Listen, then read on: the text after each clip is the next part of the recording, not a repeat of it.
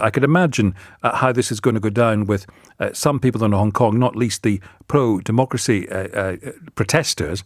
I noticed one pro-democracy group has said it's going to cease all operations. Joshua Wong said he was leaving the group. What's going on? Well, this morning he said he was leaving the group along with the rest of the top leadership of Demosisto that was formed in the wake of the 2014 pro-democracy, peaceful umbrella movement protests that we saw a few years ago. But by afternoon, the group had completely disbanded, and so did a bunch of other pro-independence groups.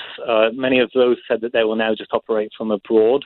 So it's already having a huge chilling effect, with many just regular citizens deleting their social media accounts. One former leader has been offering a 1 million Hong Kong dollar reward for information on some activists who have already fled Hong Kong. Some have skipped bail. Some states like Taiwan have said that they will welcome those fleeing any political persecution in Hong Kong. And certainly Britain has also sought to set up some sort of lifeboat mechanism, at least for those who hold special British overseas passports that were handed out to some after the handover.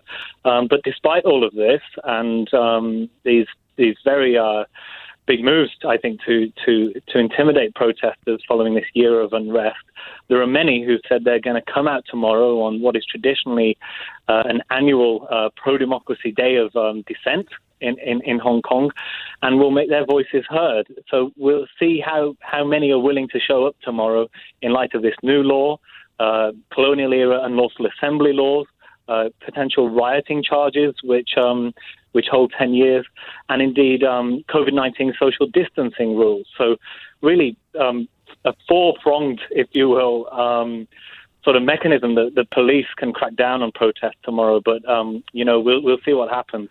This sounds like a very significant moment in the recent history of Hong Kong and maybe the history of Hong Kong.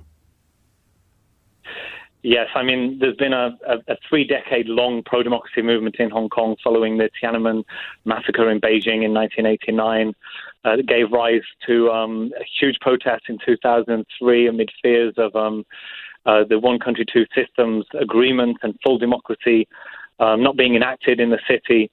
Going forwards to 2014 and those umbrella movement protests, some are now hailing this the death of Hong Kong, or certainly the death of one country, two systems, as its rule of law, its freedom of speech, of expression, of the press, indeed, undermined by this rather draconian law, as many activists and NGOs are putting it. But as this sinks in overnight and we go into the July 1st, Hong Kong Establishment Day, this will be the anniversary of the handover from Britain tomorrow, we will see the effect that it has on the pro-democracy movement. But as you say, a lot of them are already disbanding and leaving the city entirely.